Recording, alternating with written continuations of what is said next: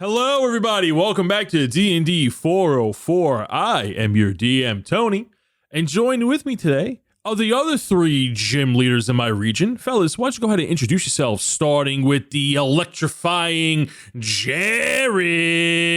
Oh, wow. I didn't even think about that type. What's going on, guys? Armos checking in with gym type. I would have to go, Ghost. I'm a big Ghost guy. I would have to go with that. Definitely. I mean, big surprise. I know. Is that dark? No, it's grass ghost. Is that? I'm looking at all the types right now. Oh, no, it's ghost type. No, he's right. Yeah, just ghost type. Yeah, okay. Just ghost type. Yeah. I gotta say, I think that was one of my least favorite ones, but it was still most memorable. Alec. Oh yeah, my turn. My name is Alec. I play Drell the Ashborn, and I would say my gym type would have to be just fire, just a straight up fire gym. I like fire Pokemon. I've always liked fire Pokemon. It's my favorite type, and yeah. If you had a second option, what would it be? Ice, which is weird because it's like, and there's very few like actual like fire ice gyms, or Pokemon. I mean, but I'm trying to narrow it down because if you're a fire and ice, what Pokemon would you be? But all right, Dan. I'm Dan. I play Minas Pebble Walker. You are a tiny little Swarmkeeper Ranger. And if you're wondering why I was being so coy with Jared, it's because he did in fact steal mine right off the bat. So I'm going to go grass. I'm just going to go grass after that. Oh, is that because of Minas? Yeah, it's because of Minas. I also like Earth in like Avatar, Then why wouldn't you go rock? Yeah, why don't you go rock or ground, bud? Wow. Yeah, ground type. Because rock so type. one's a pokey poser. That's what's going on here. Oh my goodness. That's what I'm saying. I'm Earth or... I got something in my throat. It's called shame. Look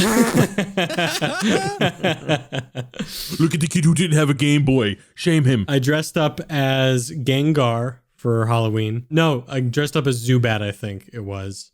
I'm gonna have to go find the photo. Last year, right? I dressed up as Zubat, and my mom made me, stitched me a homemade Zubat costume when I was younger. I'm gonna have to dig up that photo and put it in the I think you showed me that. That's amazing. That's pretty fucking tight. I want to see I'll that. find it. I'll find it. Awesome.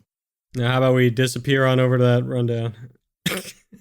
Who's doing it today? Oh, yeah, it's my turn. Okay. Yeah. All right. So listen up. All right. This is pretty important. Also pretty cool. We went ahead and we leveled up on Spotify. So now what we can do with each episode, we can do a Q&A. So pretty much what we're going to be doing is as we're posting these episodes, we'll be asking you guys questions. And the coolest part is you guys actually get to go onto Spotify and reply to those questions on the Spotify app. So we actually already went ahead and we did one for the very first episode ever dropped. And we have done one, I think, for the last 3, I think. Correct me if I'm wrong. We've had it on the last couple episodes. Yeah, last couple of episodes as well. So yeah, go ahead, check them out. Feel free to reply. We think it's pretty cool. And it also gives us a lot more traction and interaction on Spotify, which will help push the podcast in general. So we appreciate it. Yeah, and you can do it on every episode. So make sure you go back to every single episode and leave one comment per episode on every one. I don't think that's how that works unless there's a question prompted for that episode. Yeah, Spotify only auto-generated the last, I think, 10. But we can go back. We can go back and put questions there. Thanks for giving me homework, Daniel. I appreciate it. Thank you. Woo! That's what I'm here for. Yeah. We also have a update to our P.O. box, I believe.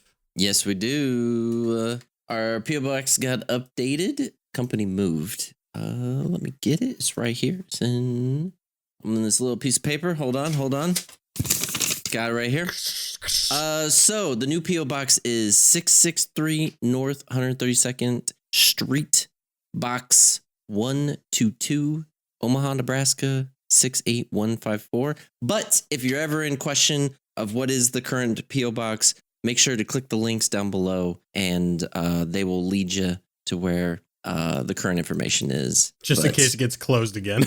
Yeah, in case it moves or whatever. But yeah, the site, they consolidated the stores, so we had to do a little switcheroo. But if it got sent within the past couple of weeks from when people are probably hearing this, since we're recording this pretty early on, the packages will still find us. Yeah, and the reason we mentioned it is because we got some stuff. We got some cool stuff from a fan, and we're gonna open it up at the end of the episode. So make sure you stay to the end of the episode to see what we got. Got presents. Without further ado, Tony, how about you roll us into that recap? All right, we're gonna roll for the recap, where we roll a giant half eaten by my bunnies D4, and whoever it lands on will have to do the recap for the last session. 1 being me, 2 being Dan. Alec. Oh my God. god. Every time. Alec. 3 being Dan, and 4 being Yes. Jared. You don't write our names on it. I do. I never Just remember. color code them. Just Get get a a little Sharpie. Was I right? Was I right? spray I paint. always forget. I don't know You why. got there. Yeah. All right. Okay. You know what? Flawless. You did it. Did it real well. We're gonna go ahead and give a giant yeet. I knew it. I knew it. I knew it. It is a Before it was 4. even released. Which is funny. It's the only side that isn't eaten. I don't even remember what happened last time. Okay. That's gonna make it even better.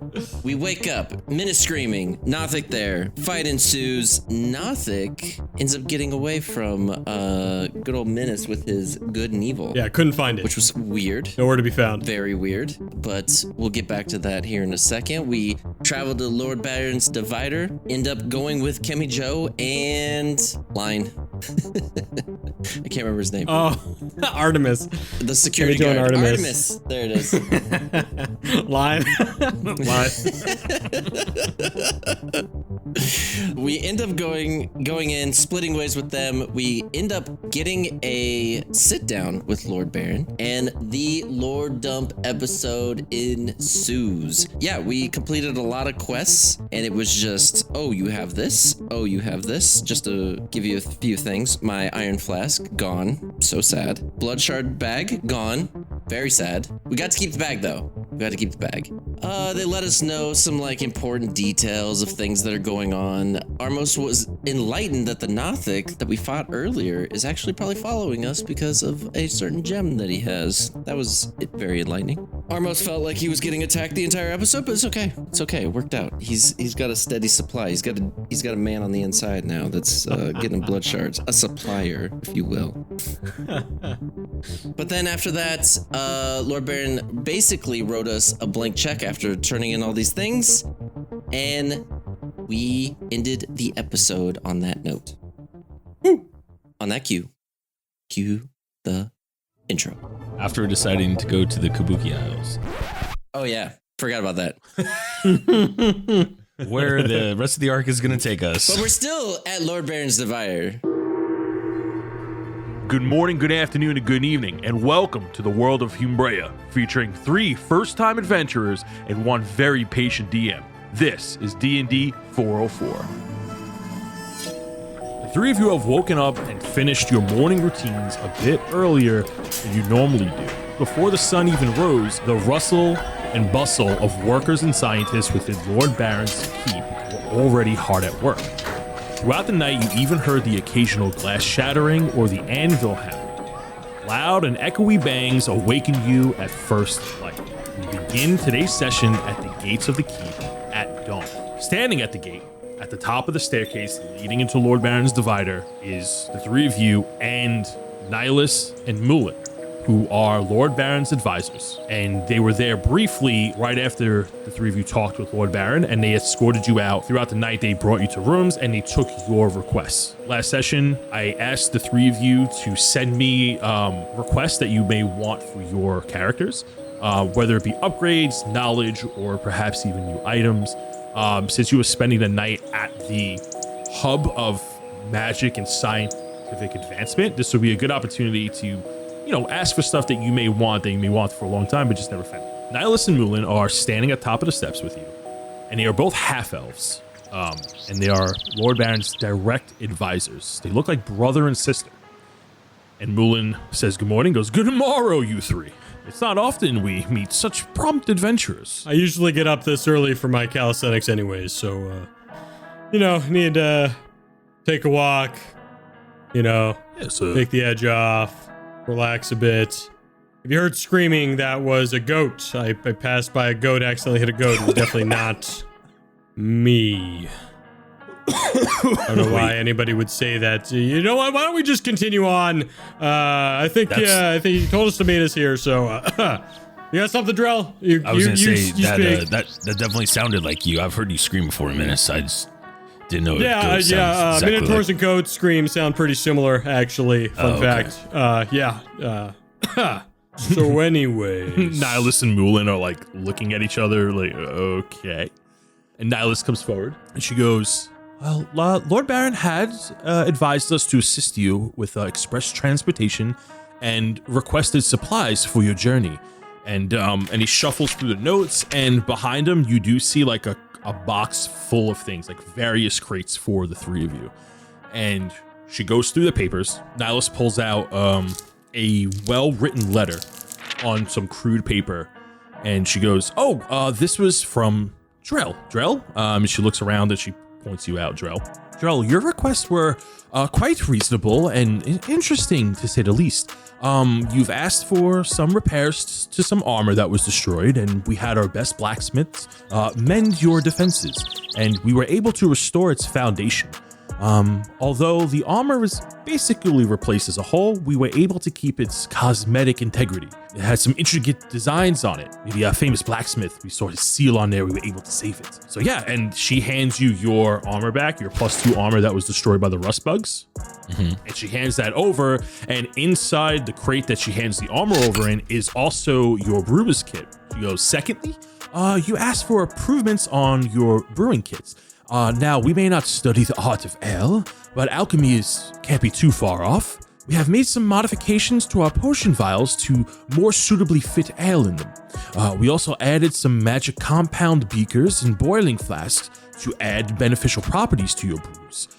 Here are some starter recipes to get you started. And she hands you a box with your brewer's kit that have all these different beakers for when you actually start brewing your ale, and you see that there are magic runes on them, and it's going to give some special properties to depending on the type of brews you make. So you have a few recipes in there. There's 4 of them to be exact, and one of them needs, we'll talk about it later, but one of them needs quite a few ingredients, but I believe it should be worth it. Oh hell yeah, this is sick. I just like fiddle through the pages of it. We hope it's to your liking. And then Moulin comes forward and he unfolds another paper, and it's like, we have Menace's requests here, and he takes out your original letter, Menace, and it's quite long. It's like 2 pages stapled together because you gave him so much to work with. Yeah, did you figure out a way to make my journal infinite?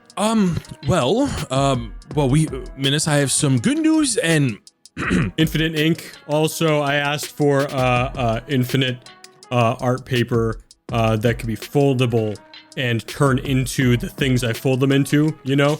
He's scrolling through and he's like, I may have missed those. Oh, okay. But let's start.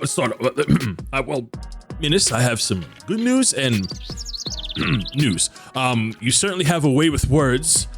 We saw your quite lengthy and passionate requests. Fortunately, we were not able to get to all of them, but we believe we had made some satisfactory strides to meet them. Cool, okay. We were able to make some improvements on your sling. However, your sling is quite unique within itself. Like it has a mind of its own. One of our clerics came over to confirm with the blacksmith, and your sling is indeed blessed. So, although we wanted to do more with it, we were obligated to stop while we were ahead. Your sling holster is now a bit larger and is able to shoot 2 shots at a time. Oh. In addition, we added a pouch of elemental bullets, 70 sling bullets to be exact. Speak the element you desire, and the shot will infuse with that element, sure to come in handy. My goodness, I didn't even think of that. That's crazy. Man, I really wanted the extendo sling though that I could also use as a whip, but this'll be fine. Well, we only able to do so much with the 8 hours that you were here. But lastly, we were able to accommodate your storage dilemma. And he claps, and a tiny hand cart rolls out of the front door. He goes, Menace, I present to you Minus's Tiny Cart. That's the name we landed on here. What you have here Oh my is a god. magic hand cart that can store beyond its means, and you won't have to worry about losing it. First of its many features is its stealth capabilities, and you see that he draws a sword, and then as he draws the sword, the cart disappears. It goes translucent. It's very hard to see if you're not looking directly at it. Oh my god. At any sign of danger, the cart will go invisible to protect your wares. Next, it will effortlessly follow you.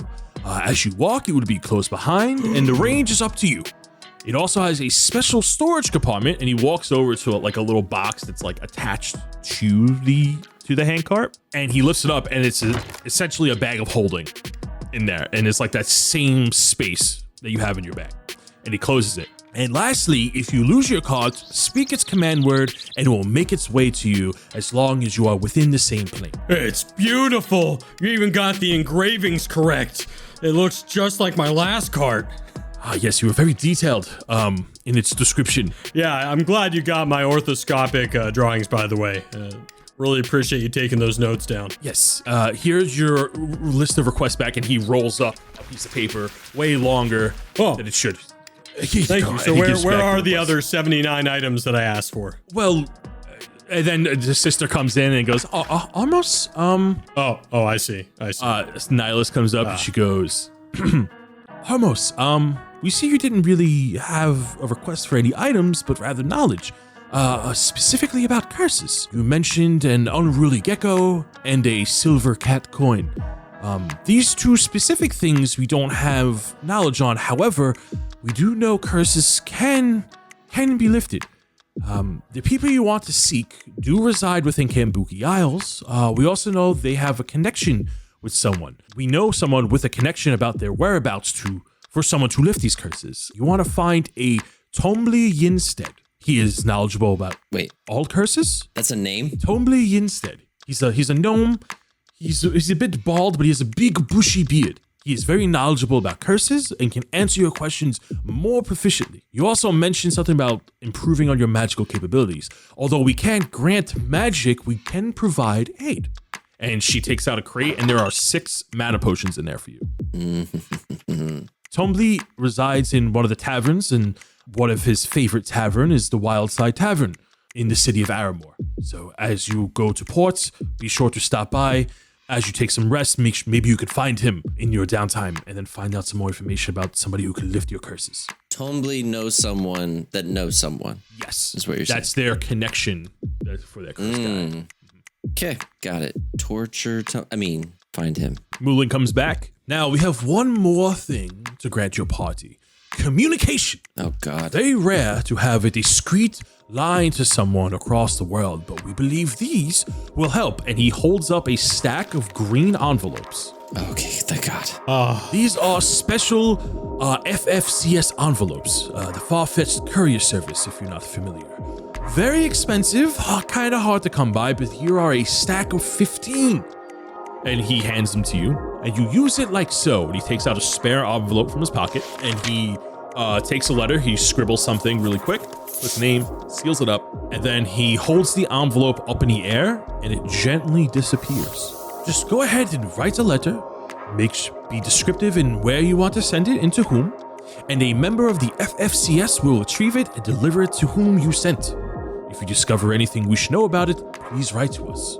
Was that just Armos? No, he gave that to you as a group. Yeah, I was going to say, I'm giving those to Menace. He gave that to you as a group. That seems like something Menace would have wanted.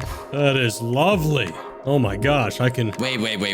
I can send like. Hang on. Honestly, that'll last me a day, but that's Yeah, I a was group gonna thing, say, so I'm gonna it'll keep only be for one. group interest only. I'm keeping one as an SOS just in case. Yeah, why don't I actually get one of those too, Menace? Oh yeah, sure. You can take one. You can take one. Reginald, you're fine. I'll keep the rest. We're a package deal. We're a package deal. He's eating Yeah, hay yeah. as he was just like ignored out of the conversation. What? What? He's by the horses down by the cart that you're gonna go to in a second. What? Nothing. Okay. No, I was saying, you're looking fine today. You want a bond today? What? I can't. Oh my goodness. Wasn't even worth talking to him. Wait, we were promised an iron flask. Oh. Where is it? Oh, yes. Let me see here. And they go back into the crate. Ah, yes, an iron flask. And Moulin takes out one. He hands it over to you. This one does not look as decorative as the last one you had. It's just an empty iron flask. Be careful with it. Try to use it as an emergency only. If you're able to catch another demon, if you are unfortunate enough to come across one, perhaps you can package it with one of those letters and send it back here so we can keep it under safeguard. Wait, so if I throw this at a monster, it shakes 3 times and then I get it? Yeah, however you would like to do it. Sure, why not? We'll go with that. Yeah. But you could just simply open, point, and speak its command word, and they should get sucked in. And what's the command word? Is Whoever owns it can decide what it is. sweet. Albuquerque. Wait, it's mine. I like start petting it to make sure it didn't hear Albuquerque. Jared, are you holding it? Yeah. Okay. Yeah, we're definitely leaving that to Armos. Hell yeah. Nihilus comes back out. She goes, yes. So now below is your transport, an express carriage that should fit the 3 of you and 2 guards. The shield guard will be driving, so it'll be on the outside at all times, and you should make it to Aramore hastily. The standard trip is about 7 days. We estimate that you'll be there in about 4 if the shield guard is the one that is operating the carriage. Less stops. So they don't need to rest. The other 2 guards will be accompanying you will be Jesslyn and Rudy. They will only make necessary stops for the horses and if you need to take a nature break. Oh, like if we want to collect flowers, that's cool. What if we need to stop for like snacks? Yeah, what about that? Or to pee. Yeah, or to go to the bathroom. There should be some snacks, basic rations on the cart. If you'd like to take your time, that is up to you, but this is the transportation we accommodated. Okay, and how do I drive this thing? I've only driven a cart with one horse. No. We got a shield guard to do that. No, I mean I can do it. I've driven a few carts in my days. Okay, We encourage you to let the shield guard do it as the horses are very familiar. But we're allowed to drive. What about for just the first hour? We'll switch on and off just to give them a break. You Yeah, know? we can just keep taking turns, back and forth. Nihilus and Moulin look at each other, be like, I thought this was an urgent mission. This is how it was portrayed to us.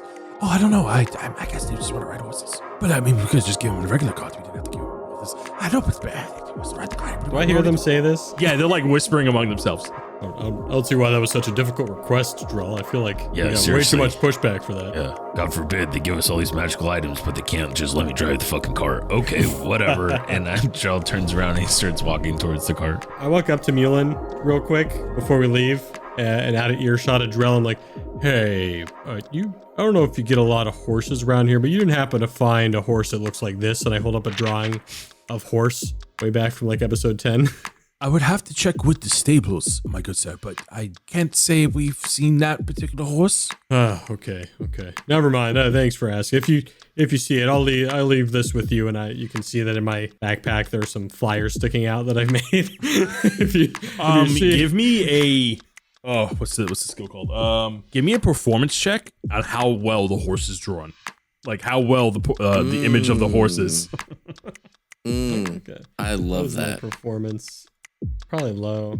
I love that. You sure it's not just a stray dexterity sleight of hand to No. This is draw great. it? Yeah, it's a 16 flat. So you drew a rather good-looking horse, and it has some defining features on it from what you can remember. Like maybe that horse had a very specific scar across its eye, like a badass after Drell and Horse got into it one day. So yeah, you give him like a picture of a horse that does look unique enough that if you held a picture of horse next to horse, that they could say that's the horse. Okay, good to know. So yeah, here's a flyer. If you see it, just you know how to get a hold of us. Yeah, we'd really appreciate it. Of course, if the horse comes across in our peer view, then I will let you know most hastily. Thank you very much. Good day. As the 3 of you walk down the stairs heading to your cart, everybody give me a perception check. As Nihilus and Mulin begin to talk amongst themselves, and somebody else that's recently come out the door. Got a 19. Nat 20. I got a 3. You, Start. Drell and Minas, the 2 of you overhear hushed whispers of a missing iron flask, and the 3 of them are having a worried conversation. Okay. Good. as the three of you overhear that, you walk down to your cart. I knew this was gonna happen. Oh, goodness. I guess, don't tell Armos, but I think he was right. What? We should have kept it. Oh, hey, Ormos. Hey, What? we were just saying you were right to hold on to the new flask. Why? What happened? Yeah, because you're just so skilled with that kind of stuff.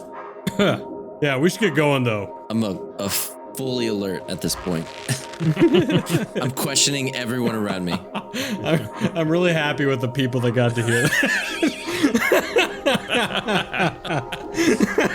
So the three of you walk down to the cart, and the carriage is actually very nice. Looks like it's built for durability. The cart has like armored plating sides to it. It doesn't look built for comfort, but built to transport maybe important people. The three of you can fit in there comfortably, even with the two other guards.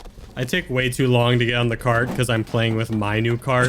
And you see me in the distance like, guys, oh, dude, look, it's following me. Drill, look. Whoa. Like the cart is just around. like, it only has like two wheels. So you see that when it's not moving, it's like angled down. And when you do move, it like lifts up and then moves towards you. There are two massive Clydesdales. There's a blonde one and a dark brown one. And sitting in the driver's seat is a shield guard. The shield guard is dressed like the other two guards, except its face is covered and you see that blue light. It's the same type of guard that directed you to Lord Baron's office when you went in there. The same one that was also in front of the bridge. So the Sijic area has a lot of these constructs that help them with their numbers. So because it's a construct, that's why it's going to be driving, because it doesn't need to rest. And then Jesslyn and Rudy come up to the three of you, and Rudy steps forward and goes, "Hello, fellas. You must be Amos, Drell, and Minas, and we have been instructed you to go to Aramore City. How are the three of you guys ready for some fast traveling?" Yes. Yeah. What's the time frame for this? How long is it gonna take us? Depending on if we need to stop, if you would like to make any stops along the way and nature breaks and rest for the horses, we should be there in about just under 4 days time. Huh. Okay. Normally it would be a week, but because of our shield guard, he doesn't need to rest. So he can just take us over. Cool. Yeah, I look at the guys and like, so, before we go, guys, just want to make sure you're really sure you want to go to the Kambuki Isles. I mean, we could go to the other place. You know, we don't have to go there. I'm just checking to make sure you guys want to go there. Yeah, I mean, I'm up for it, definitely. If you want to go, now's the time before I raise all hell. Yeah, I definitely want to go, guys. I'm just saying, you might be, you want to fight Ritz Gulak, and I should maybe prepare more. I don't know. It's just, let's just get going. We'll figure it out on the road, Jesslyn and Rudy look at each other when you say Red City, and they look a bit nervous, and they go back to you. Well, we have orders for the city of Aramore, so we will go to the city of Aramore, and we'll make any necessary stops along the capital road. But orders are orders. That's what we have to do. We can't deviate from the path. Sorry. Armos is still skeptical of what's going on, and he takes note of it.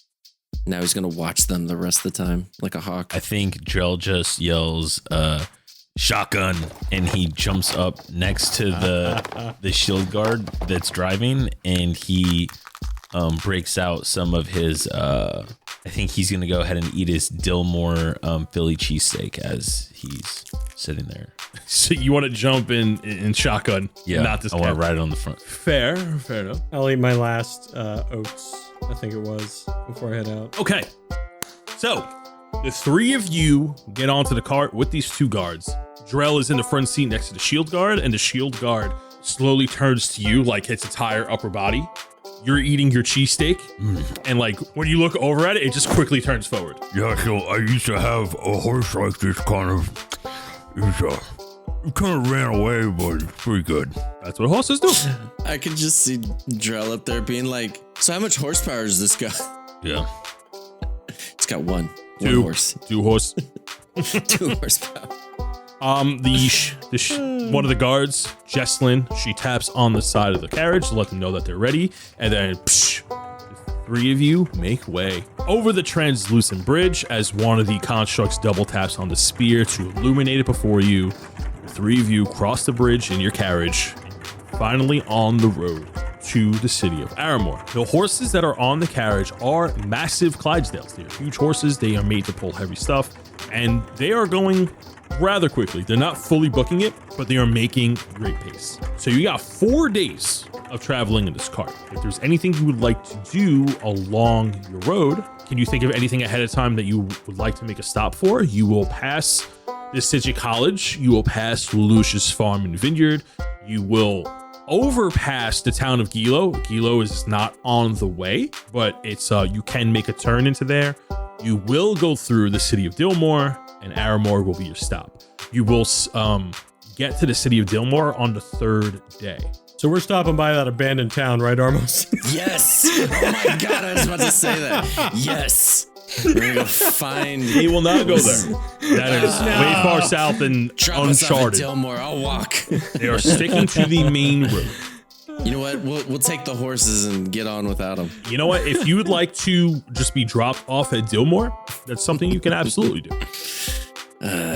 But you know that the abandoned town is technically uncharted. Don't have time for City College, but I asked everybody to stop by Lelouch's Farm and Vineyard just to see what happened to my cart, or if anything happened to my cart, if it's still there, my old one. Where was that? Where did it leave it? You left it outside the church. No, we walked to the church. I left it at the inn by the lake. Oh, the inn that you were at. Oh, yeah, yeah. with Pero. Yeah. Yeah. Okay, so you want to stop by Lelouch's? We can do that. We can stop by the dock if you like. Drell kind of wants to go see if we could stop in the town of Gilo. Yeah, we can do that. We can split up. If you would like to go to both locations and spend some time there, it will add a day on your journey. So it'll be 5 days. I think that's fine. I don't know why, but I don't feel great that Tony keeps fucking putting days on it. I'm just telling you how long it's going to be there. You're in a very vast and open world and you're trying to get to a specific point. All right. So do you guys want to split up, or do you guys want to No, go to no, no, no. We Lelouch's gotta go to- first and then no. the town of Gilo? Yeah, we gotta go together because Menace is happy to split off for a second Oh, because he's just trying to find a cart, you know? So he's happy to like, oh, drop me here. yeah. I'll walk there, walk back. Not a certain blue somebody, right? Eyebrows. Whoa, what are you talking about? Why are you raising your eyebrows at me in a very happy way? Why'd you wink at me, Armos?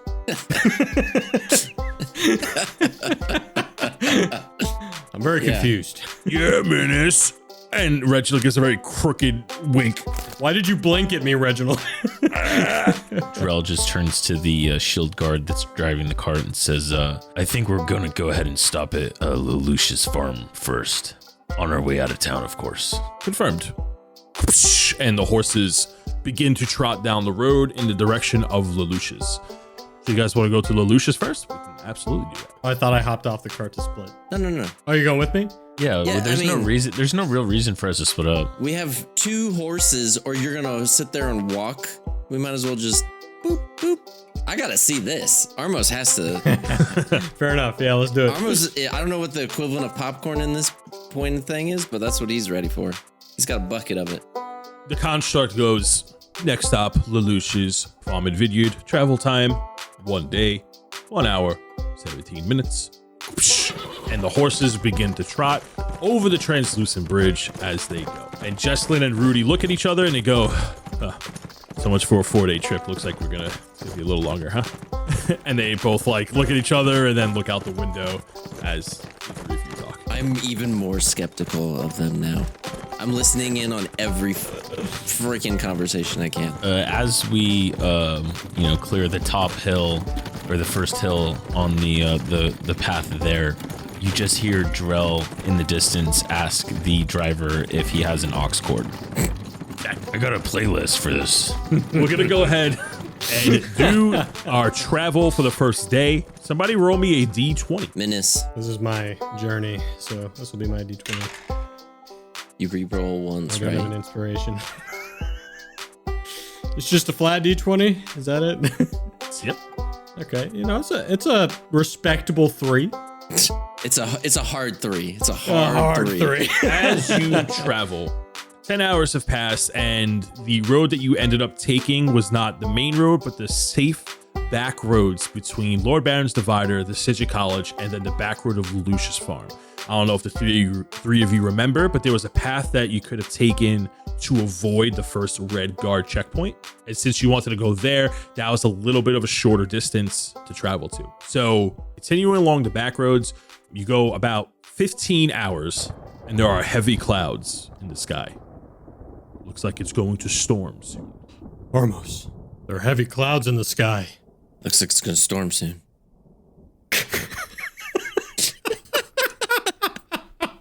Jared knows exactly what I'm calling back.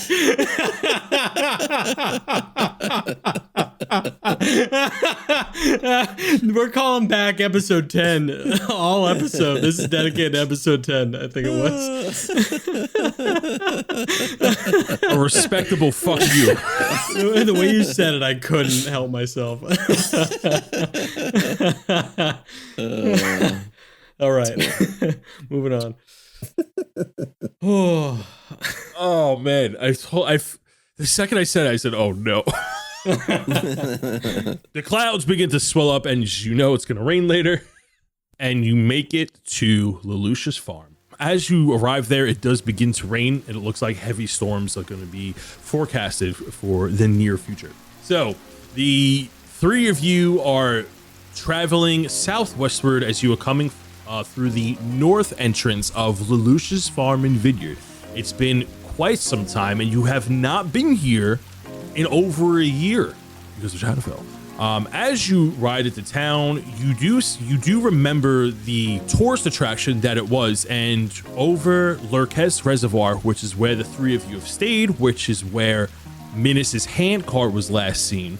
The night is partying on, and there are people having a great time. There are some boats out in the Giant's Footbath, the lake, and you remember distinctly that there weren't ships out there the last time you visited because of the giant squid that was lurking within the waters. Now it looks like there are party boats out there, and there are more people having fun and a better time, and the waters look much clearer. And as you travel, you go to Lurkes' Reservoir, and the construct stops at the stables. You have arrived at Lurkes Reservoir and Lelouch's farm and vineyard. You will take necessary bio breaks, and the horses will recoup and rest here for the next several hours.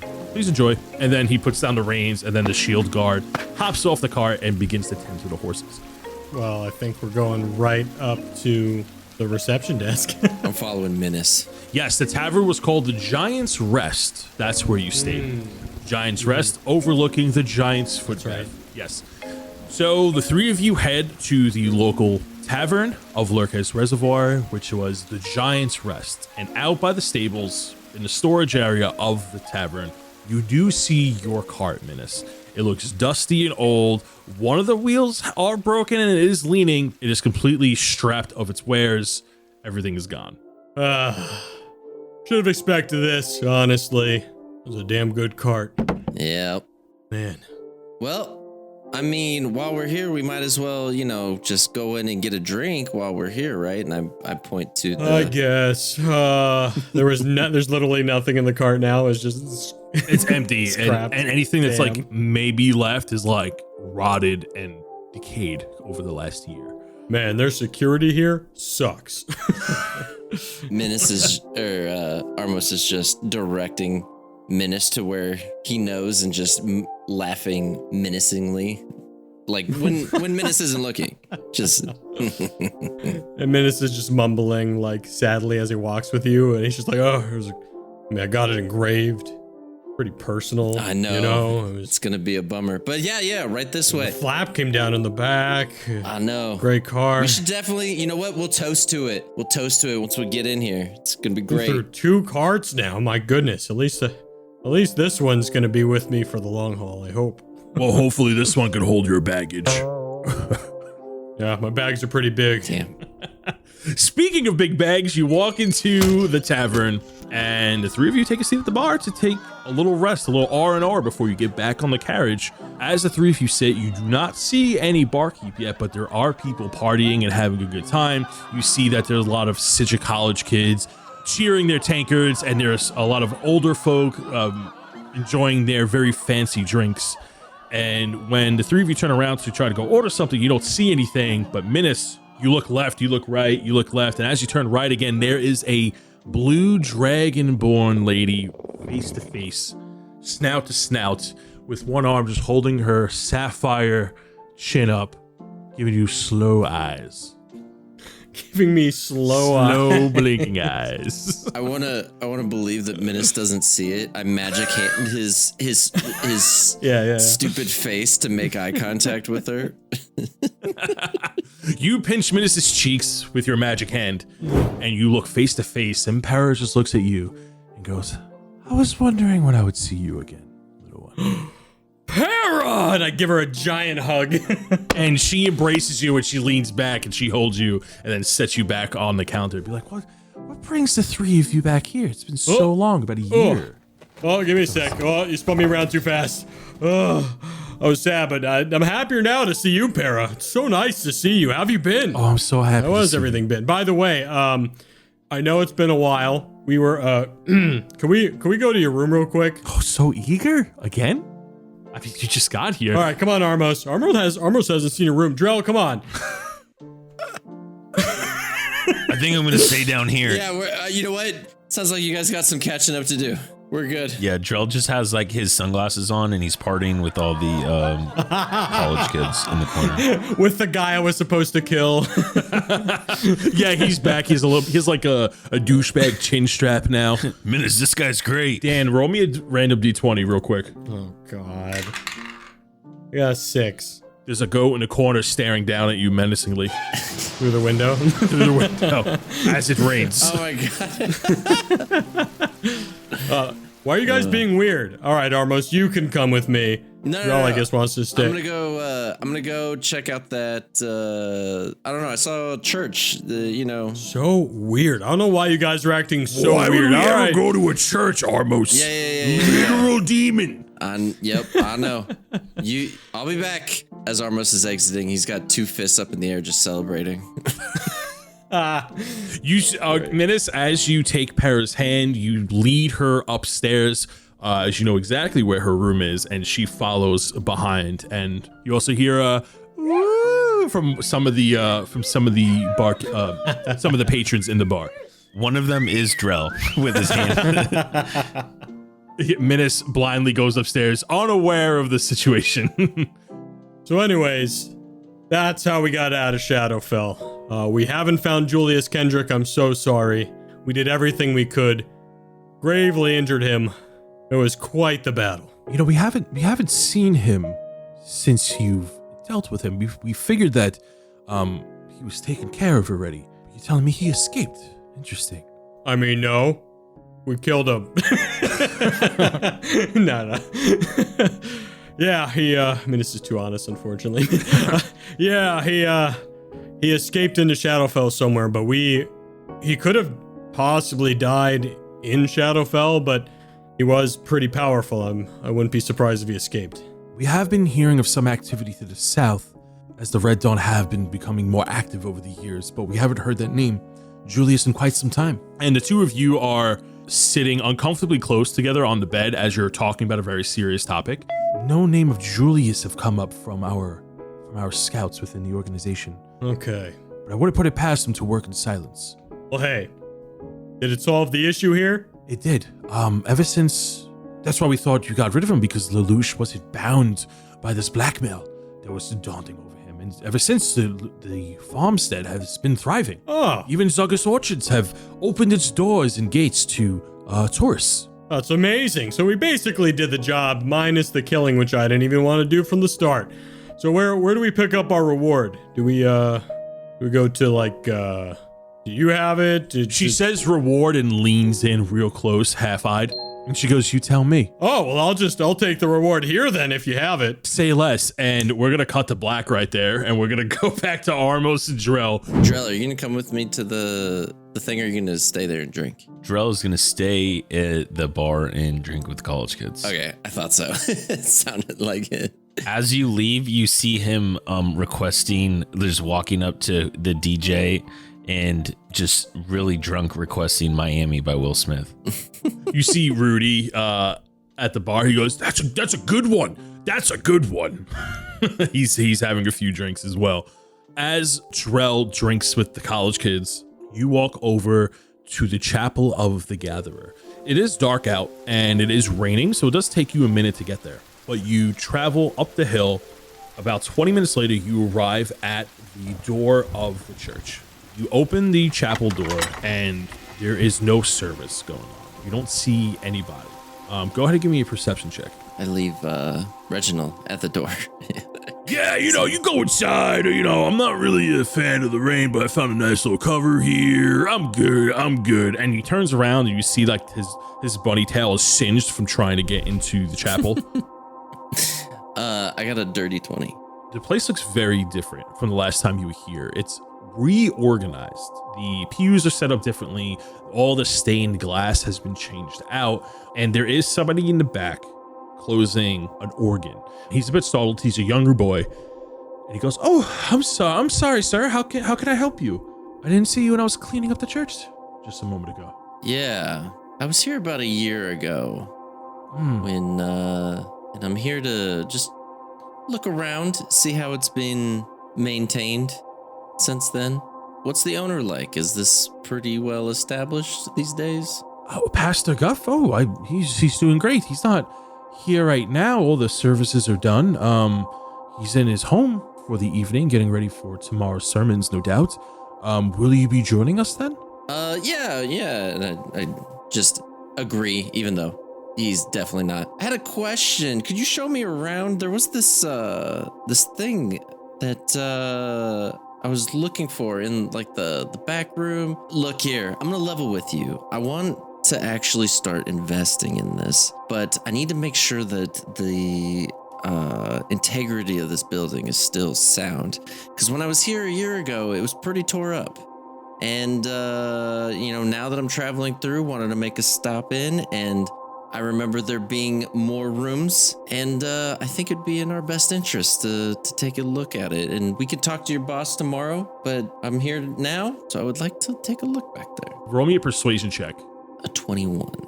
Oh, yes. Okay. And he looks around, he stretches his collar with his finger. He goes, all right. Real quick. It shouldn't be a problem. If you know Pastor Guff. And he goes over and he unlocks the door and he opens it, and you do see Guff's office, and it looks very nice. Awesome. What's the person's name? I ask him his name, trying to get more personable with him.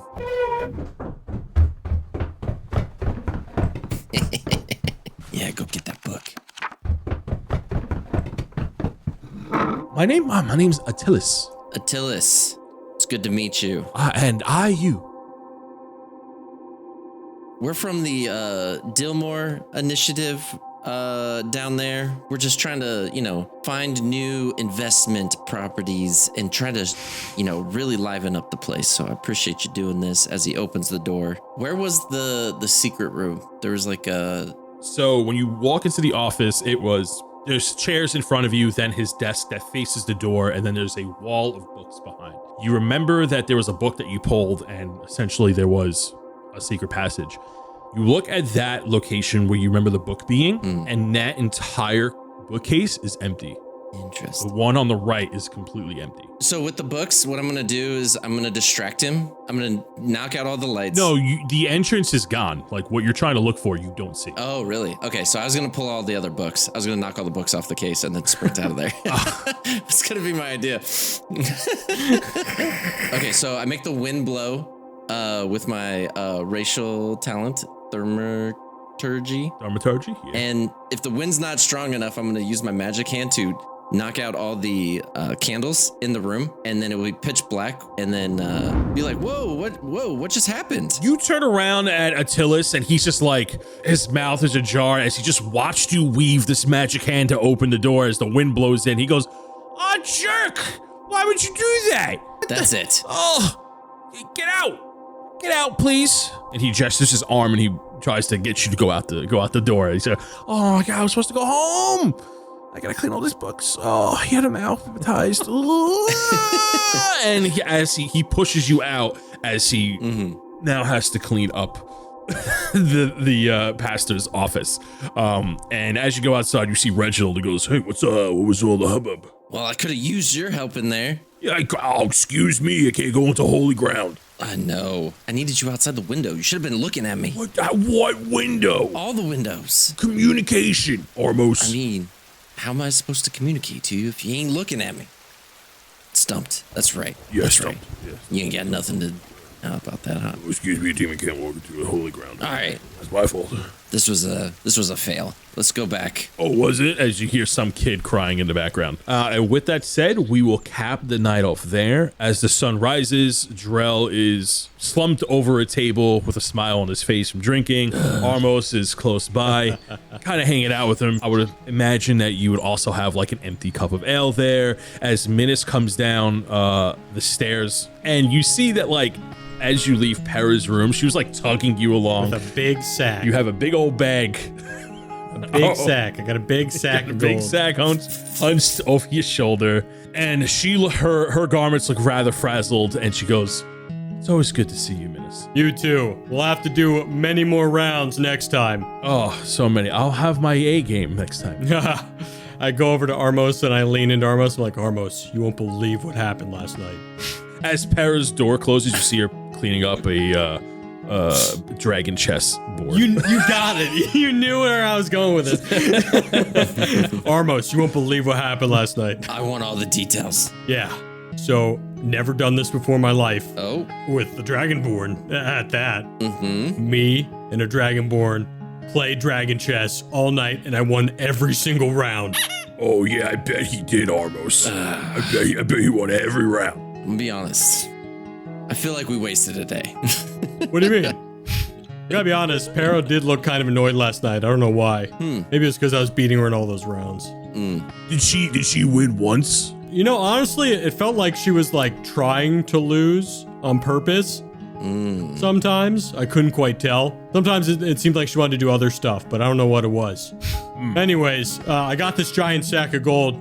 Oh, okay. Not a waste. Yeah, I already put 2,500 in my cart in the group fund, and then we'll split the rest evenly. How's that sound? A group fund. That's a wonderful idea as I lock with Drill. Drell's just drunk as fuck at the table, like, oh, we already have a group fund. It's what Armos is for. You see Jesselyn and Rudy come over to you to go, well, we should probably go. It's still raining, but we should probably get back on the road before it really storms. Sounds good. Jesselyn and Rudy carry you back to the carriage, and the three of you get back in and make your way back onto the road. So you can go to the town of Gilo, or you can continue your adventure. What is the guy's name again? I forget what it is. Which one? Duncan? The one guy that's that tried to stab stabs. you. Adelram Beckford. Yes. Adelram. Adelram. There it is. Yep. Okay.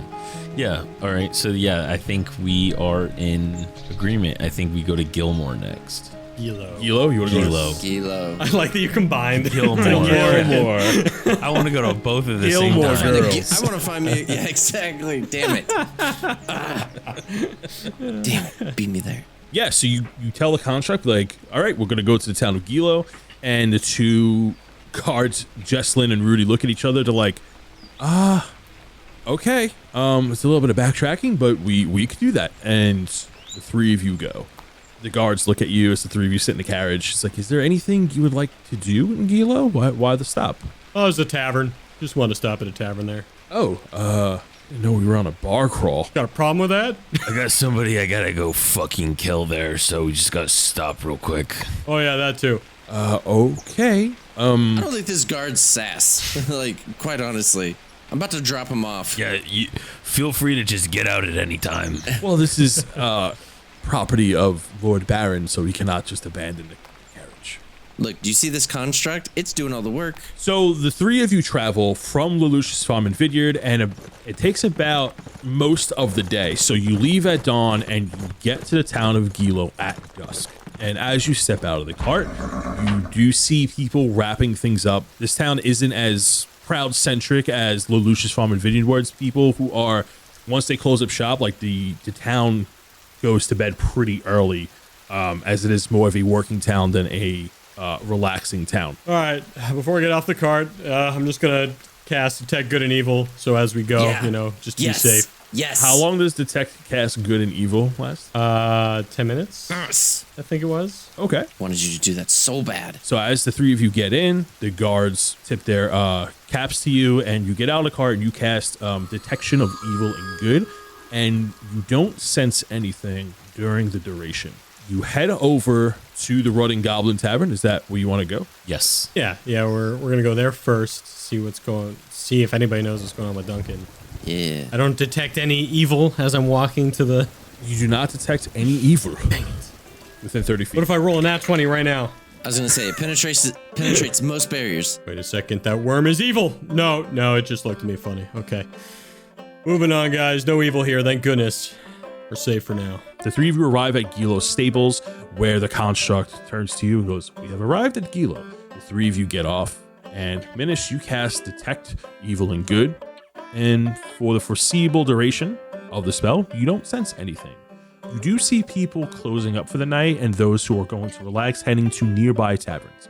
You see some people head to other taverns and bars in the town. There is one tavern that is more lively than the rest, but you see that one looks like it has a private event going on, and there is a security guard and some people having fun beyond it. And then you head down to the Rutting Goblin Tavern, which is not too much further down the street. And you walk in and there are people having fun, mostly dwarves, and you go up to the bar, but you don't see Duncan there. It is another dwarf. It is a female dwarf. Excuse me. And I like knock on the bar and try to get her attention. The dwarf turns around and goes, Hi, how can I help you, lads? Can I interest you in a drink? Yes, of course. I'll take a house ale, please. Of course. Goes over to a barrel. Looks at the two of you. Can I get you one as well? I might as well while we're here. And she takes out two more tankards and holds them by the fingertips and goes and places them in front of you.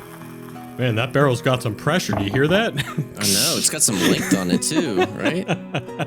Must have one of those spray guns. We have the best barrels in the area. That must have been straight from the Sidget College. Some Sidget College barrels. Oh, we do have some blueberry ale, if that's what you're interested in. Ooh, yeah, those are one of my favorite. I'm gonna take one of those. Oh, go ahead and add those 3 as well. And she goes over and adds 3 more tankards of blueberry ale. Oh my goodness. You're like, yes, the lot will be 10 silver. Hey, Armos. Drell. Nope, it's too late. This is like your thing. Anyways, as Armos is paying, Drell leans over and goes, "We're looking for our friend. He used to work here. His name's Duncan." Oh, the owner. He's out of town at the moment, but is there a message I can leave him? Do you know where he is? There's a farm not too far from here, a bit more eastward. I believe he bought out the farm, the old Burnsley farmstead, restocking it and getting it back up to its former glory to restock the town. Oh, I thought he was dead. Thank goodness. No, he's not dead. I mean, I haven't seen him in the last month or so. He's left me in charge, but he sends the occasional letter, and unless somebody's forging his signature, I can't imagine that he would be dead. Wait, what's your name? I was not ready for that.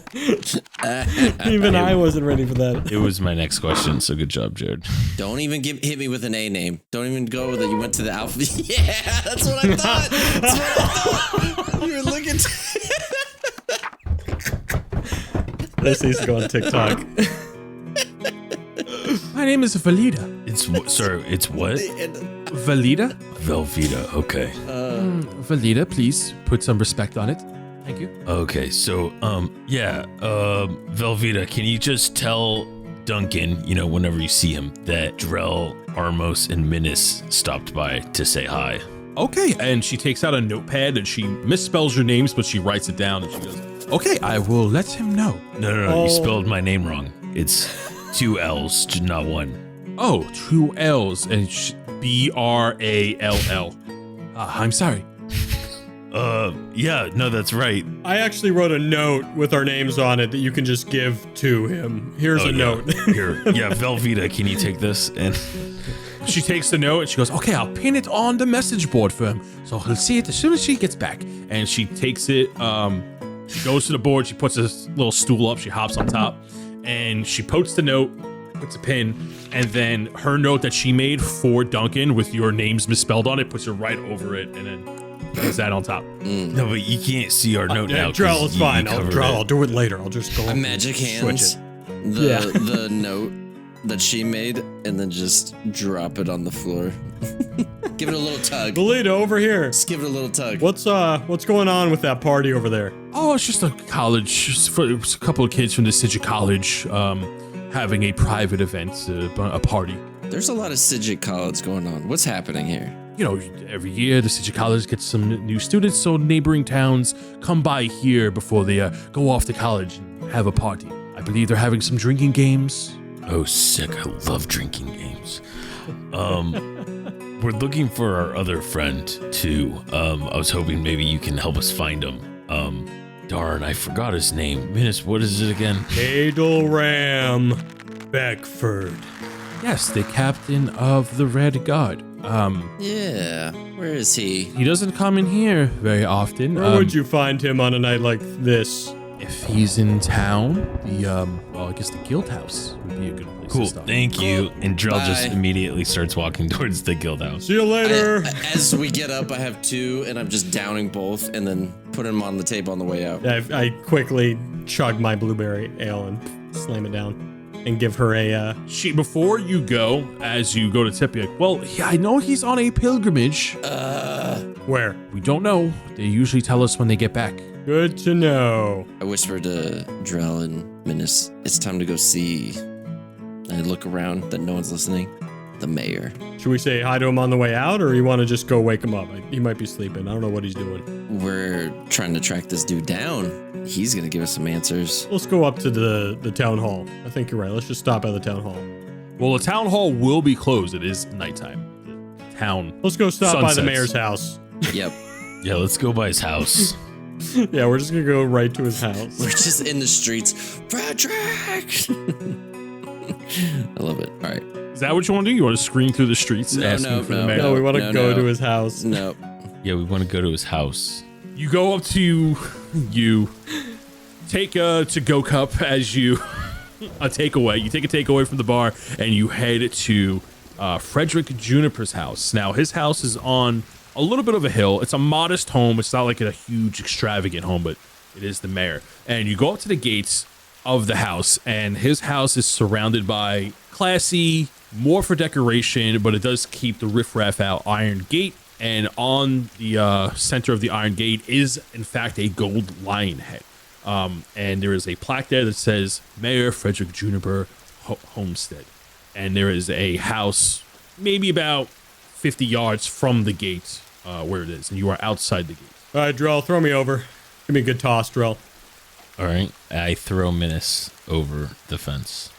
Have we tried to open the fence? Hang on. All right, fine. No. I throw pebbles at his window from the front yard, from the street. So you begin to throw rocks at Frederick Juniper's window. I You're like, accidentally pick up one of the SIDs and I throw it, not realizing that it's a SID and it's not just a normal rock.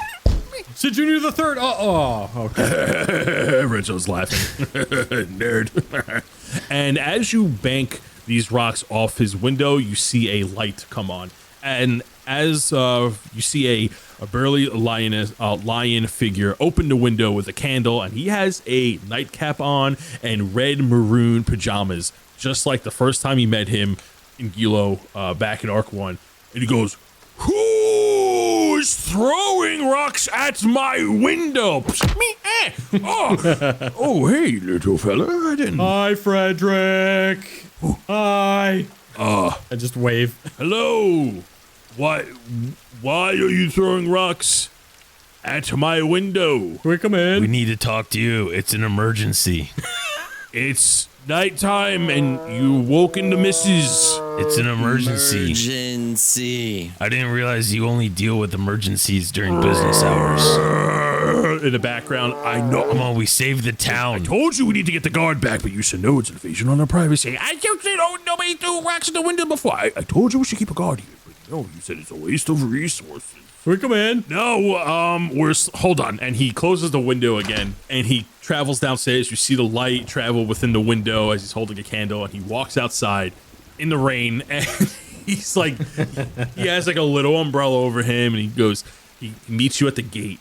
I didn't think I'd see you, again, to be honest, but, I I can't imagine. What was it, like a year now? Yeah. Yes, Drell, Almost, and Miranor. Yes, I remember the three of you helped us with that bugbear problem. My name, gritting my teeth, is Menace. Oh, Pebble Walker. Oh, Menace. Oh, okay. Well, it's just I remember your names from when there was a lot of chatter around town. After you defeated the bugbears. Yes. So I guess maybe the name got a little bit skewed. Wow. Within the rumors, but happy to have you back. Wish we could talk at better circumstances. Perhaps I can interest you in an early morning meeting tomorrow. No, we want to meet now. He sees the tankards in your hands and he's like, Look, we just came back here because we actually give a shit about this town. We decided to let you know that Adelrim Beckford is in cahoots with the Red Dawn and Vero Grimgar, and he's gonna screw over your entire town. You cannot trust him. And if you could just tell us where he is, we'd handle this whole situation for you. Just like we did with the bugbears. through a then lot you of could go shit. back to sleeping with your little nightcap on. You furious lion. You lose a lot of heat in your head when you sleep, okay? It keeps you very warm. All right? So, first of all, please, name calling. Keep it at a minimum. Second, he's out on a pilgrimage.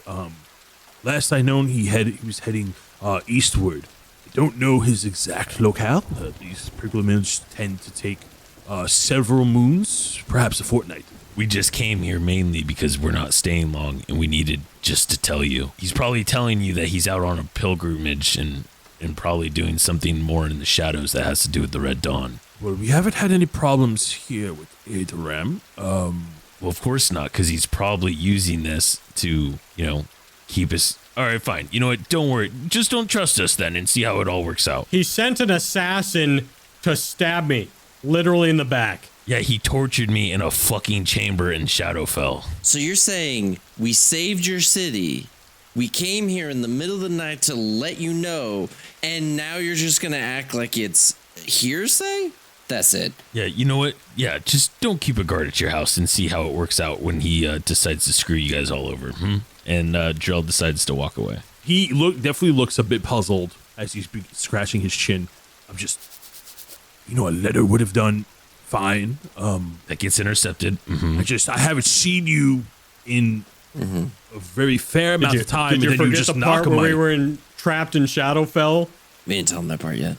I thought we just said it. Did we not? Oh. Well, Well, I mean, yeah. Shadowfell, yes. Drell alluded to it. I mean, Yeah, so we were trapped in It's a long story. Listen, just be careful. Watch out for Adelram. We wanted to get this message to you through face-to-face contact so nothing got intercepted. And be safe, okay? Persuasion check.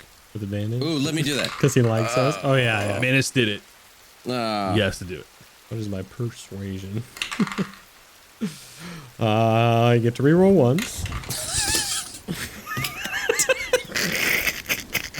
And I got a 10. As you explain the situation to him, he looks at you. He's like nodding along, and he's not being disrespectful in his demeanor.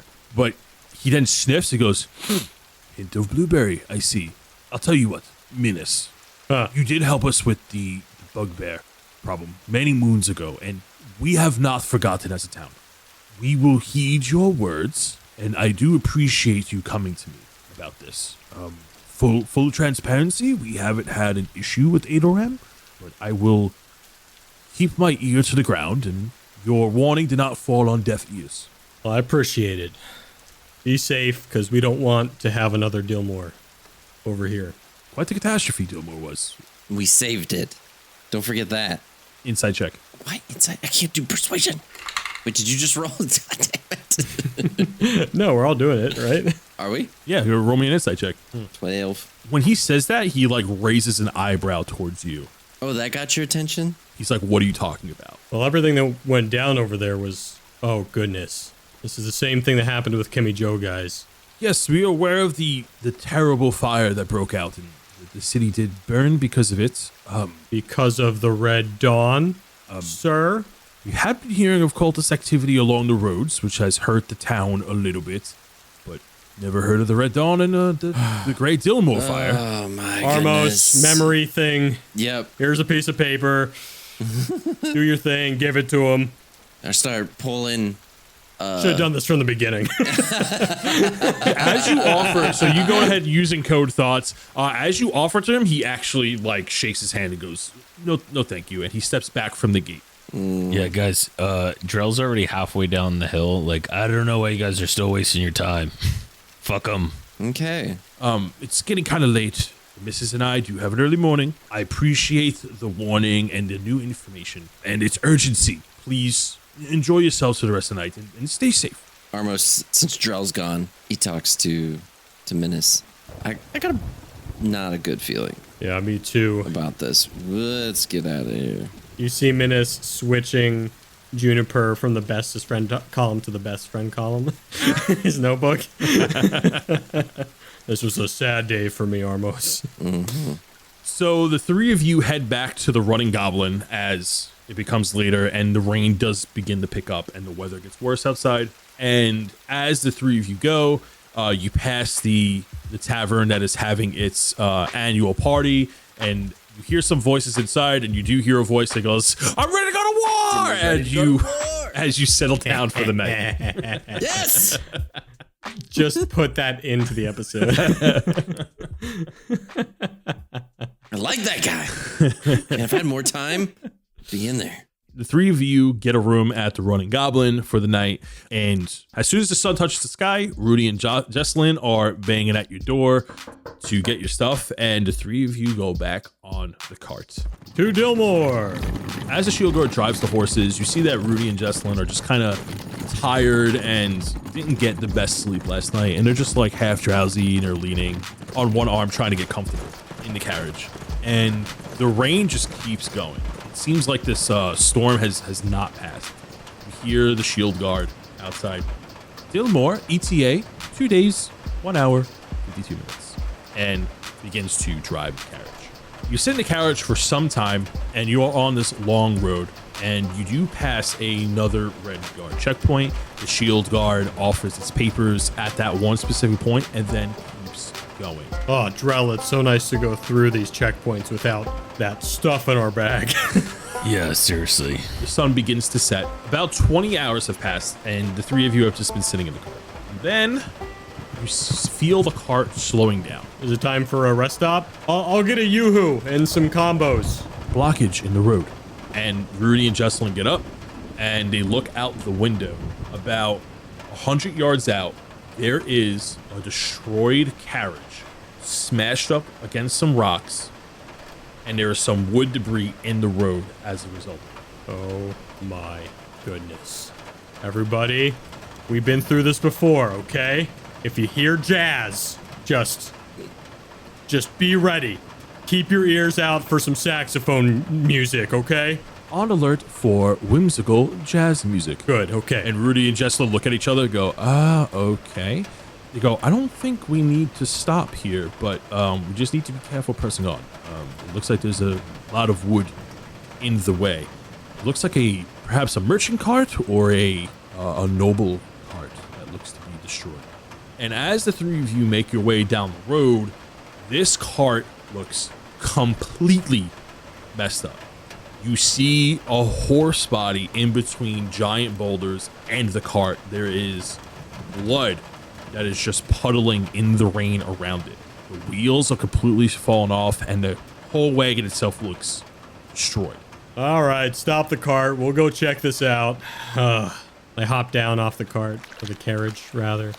Dang, I was really looking forward to some snacks. I don't like this, guys. I was gonna say, it looks like a wreck. We should check inside. Here, yeah, everybody just be cautious. Let's go slowly about this. Well, I mean, if Can we here, I have an idea. You have an idea. What do you got? I was just gonna creep around to the side. You got a better idea? Yeah, I cast my favorite Don't. spell ever. No. Armos, what are you doing? I cast darkness on myself and then go and look inside the cart. I sit down on the ground to feed it. All right, Armos, well, I'll be right here. Let us know what's over there. When I have the darkness on myself, I go to the cart to see if there's any survivors still with inside. Yeah, so you go ahead and cast darkness. You see Rudy and Jesslyn were ready to go with you with their spears out. And then as you cast the darkness, they go, huh, what happened? The shield guard on the carriage goes, magical darkness has entered the area. Drell never even got off the cart, and he's just standing next. He was sitting next to the guy, the shield guard. Shotgun goes, yeah, he kind of just does this all the time. It's kind of like his thing. So I guess let him figure it out. Understood. Armos does darkness all the time. I just yell, don't forget to check for traps. Don't forget to check for traps, Armos. We'll just be here. Okay. Can't see anything right now. Oh, I hit the cart. I go to the front door. You walk over in your darkness as your devil sight has ignited. Blood is dripping from the door. You look inside as you peek through the window. You see the blood dripping from the door, and you see a bunch of nobles in a massacre. They're all like piled on top of each other on the floor of the carriage. And then you hear, and you look to your left and right, and there are 4 more demons going nuts, trying to like bang and get out as these giant gibbling mouths see you, and they instantly bang on the door like boom, boom, boom, boom, as they just see a figure standing there, and they are now banging against the door, throwing their bodies against it, trying to get at you. Everybody roll me initiative. They can see me? They can see in magical darkness. They can see him. Oh no. 19. I get to reroll that? Wow. Great initiative roll. I got an 8. I got a 6. We are going to start at the top of the round as Armos sees these little monstrosities banging up against the window, and Reginald is like, oh, can we keep one this time? Come on, can we keep one? Armo, can we keep one? No. Jarrell, as you hear the commotion of the car but can't quite see, what are you doing? So, like, I mean, yeah, like these are kind of like the horse I had, except they're Clydesdales, and I think the other one I had was black and gray. And then I think he's like talking to the shield guard that just like literally isn't even responding to him. He's just looking forward, waiting for his next order. And I think I'm just gonna just yell, is everything okay in there? I want to just hold my turn to I guess I can just get off, like since I heard the commotion, I'll just make my way. I'll get off and make my way over to Armos. You enter the darkness. Yeah. Drell's just officially not even phased by it anymore, and he's just like, it's kind of just something, you know. You know, when you guys had a blank check, that's what you should have asked for, to see in the magical darkness. Yeah, I need goggles that can see in magical darkness. Right. We're going to go into Initiative 9, which are these demons throwing their body at the door. And as they throw their body, you hear boom, boom, boom, boom, boom, boom, boom, boom, as the 4 more demons burst out of the door. 2 of them are going to attack you, Armos, and the other 2 are going to attack Sweet. Drell with a 15 and a 14. 2 of them jump and they begin to gnaw on your body as they make massive bites. You're going to take 28 points of piercing damage as they are biting into you. I need you to roll me a Constitution saving check as their acidic-like saliva burns you. 19. Okay, so as they're gnawing on you, like you feel the saliva almost like getting onto you, but you're able to like knock them off. They are not latching onto you. The other 2 are going to attack Drell. Ooh, with a 14 and a 8. Those 2 are going to miss as they just launch past you as you sidestep out of the way. Oh, fuck. I hope these aren't more rust bugs. I just got this armor. As I can't obviously see what's happening. Oh, Drell, watch out, step over to the side. Yeah, now try to catch one. Is the darkness still up, or did The darkness is still up. Yeah.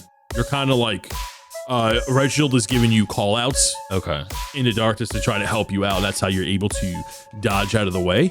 We're going to move to Initiative 8, Minas. You guys good in there? Should I do something or like I got my sling ready? I'm looking at Sid. Should I just like throw stuff? I'm just gonna throw stuff. Just go look out, okay? I just launch sling bullets into the into the darkness. Menace, I swear to God, if you hit me, I'm gonna be pissed. Roll with disadvantage. Yep. 19 and 19 and 17.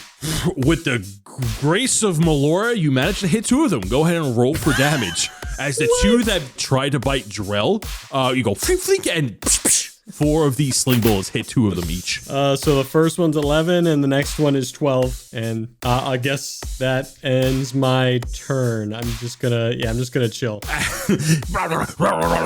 As these 2 maw demons Did I hit him? get hurt, the 2 that are attacking Armos appear healthy. As we go to initiative 6, Armos, staring down the 2 maw demons that just bit you, what are you doing? Okay, well, I stopped with darkness since that's not working. Darkness drops and you see these maw demons nibbling at Armos and trying to snatch at Drell. Oh, what the fuck? Ah! Oh my god! Oh, they're so cute and adorable. Look, this one has half the face from the dead person inside. Armos says to himself, I should have done this in the first place. And I cast Burning Hands. Okay, yeah, absolutely. They have to make a dexterity of 16 saving throw. They fail. Sweet. They take 22 damage.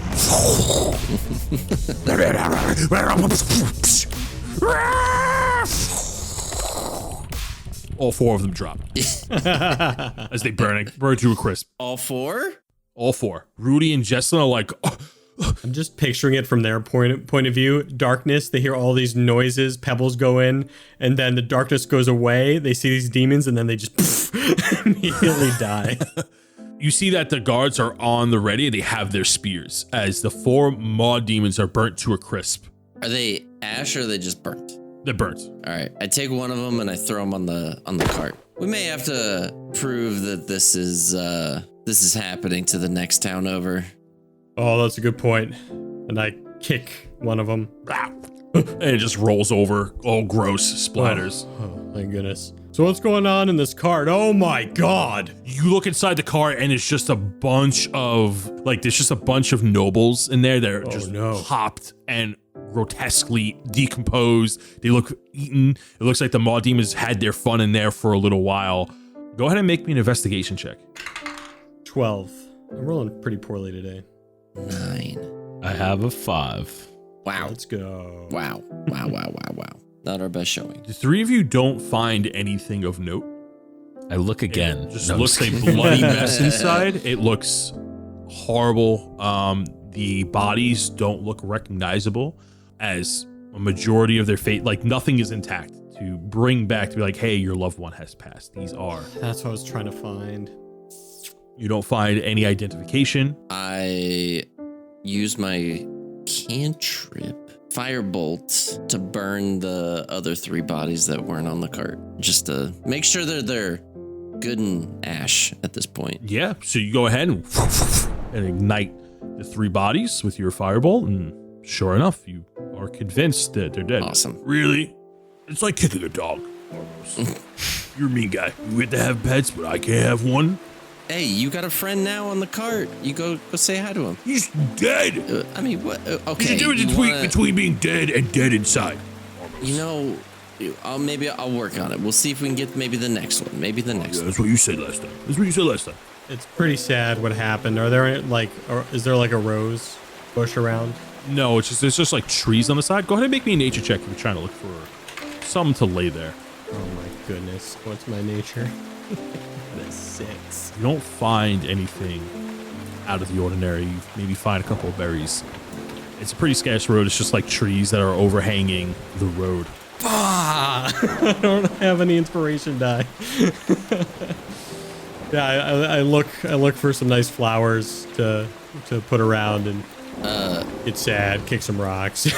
I see Menace stressing over this, knowing that we need to get moving.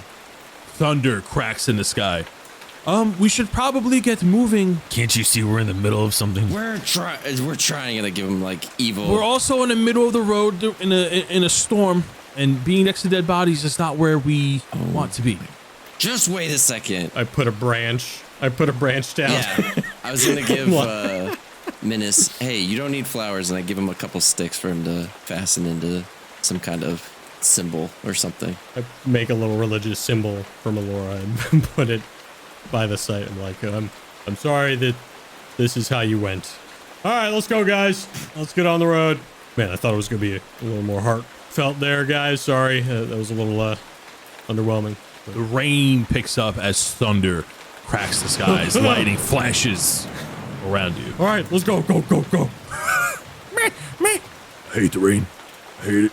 And the three of you get back on the cart, and the shield guard picks up the reins and continues forward, safely getting around the cart. The three of you look at it, and now the five of you are inside the cart, just looking at this dead body, this dead charred maw demon. Is there a reason why we had to bring that along? It kind of smells. You know, you guys ask a lot of questions, but yes, it seems everywhere we go, we keep finding these. No one believes us. Insurance. Understood. Loud and clear. A few hours pass as you continue down the road. It is still the middle of the night, and because of the storm, they have not got set aside to make. As a couple of hours pass, everyone make me a perception check. 5. 18.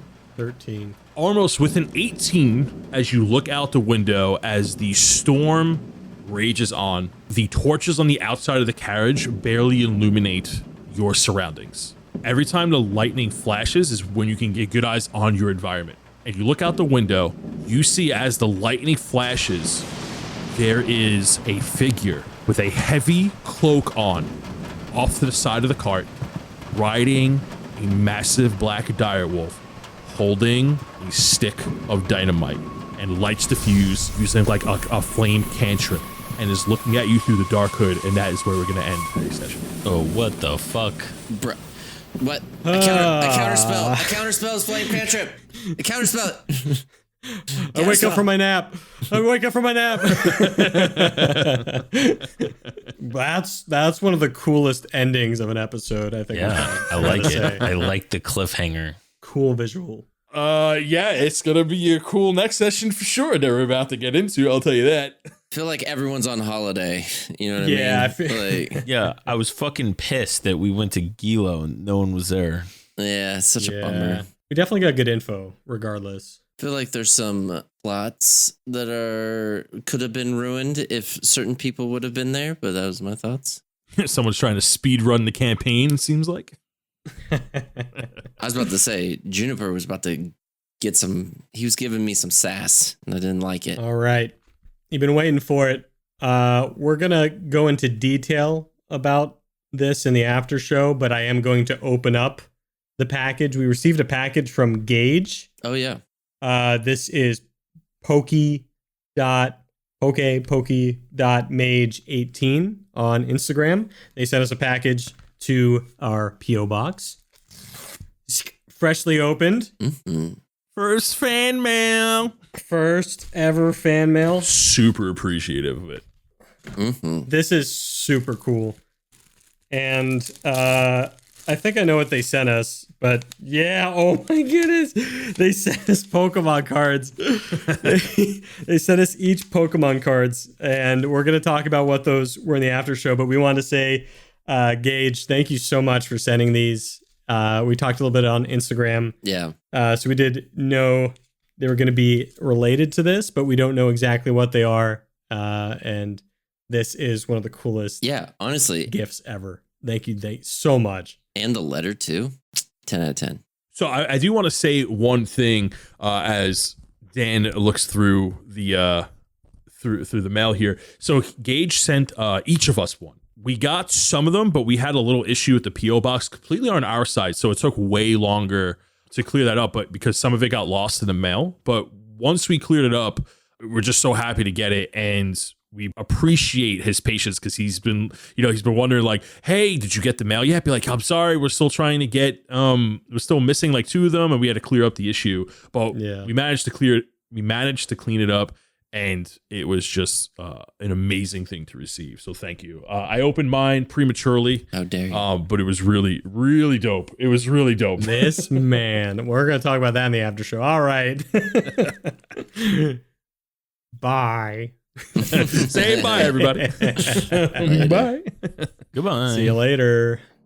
And now it's time for the Patreon shoutouts, starting with the Bloodshard Bandits. Benjamin Hayes screams into the mechanical void. In order to save Benjamin's life, artificers and doctors turned him into a warforged. But something dark lies within his optics. For a successful integration to take place, he must make a dark pact. What comes next will be dreaded.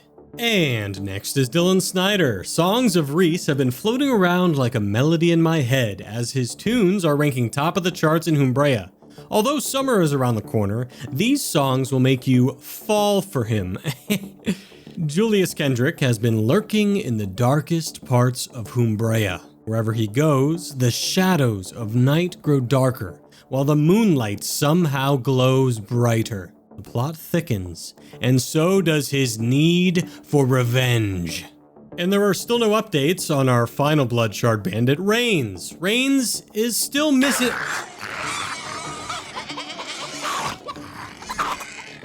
Oh, that cannot be good. Anyways, let's move on to the Sidgwick College alumni. Andrew Hall has just made it onto the Dean's List for the most improved student this semester, earning his Spellternity some free lunch coupons at the Rec Hall.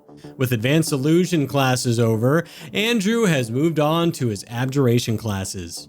Artemis is traveling back to the Sidgwick College with Kemi Joe after turning in a new project to Lord Baron's Divider. He is eager to return Kemi Joe's book to the library, as long overdue late fees keep him up at night.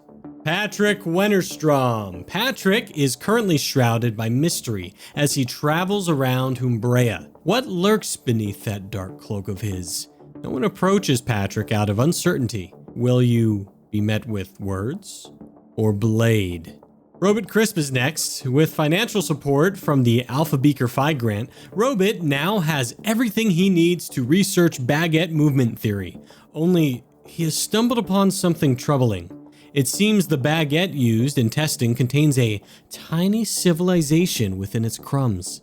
And Saint Chaos. With Artemis traveling, Saint Chaos has been up to less good than ever. In fact, the pranks have gotten so out of hand, without Artemis there, that the student union has issued Saint Chaos 120 demerits, 40 citations, 8 violations, 2 written warnings, and 2 verbal warnings, all landing Saint Chaos in a world of hurt. That's right, a disciplinary review requesting Sir Chaos expulsion has been left on Artemis' desk. When he returns, a desadulation is sure to follow.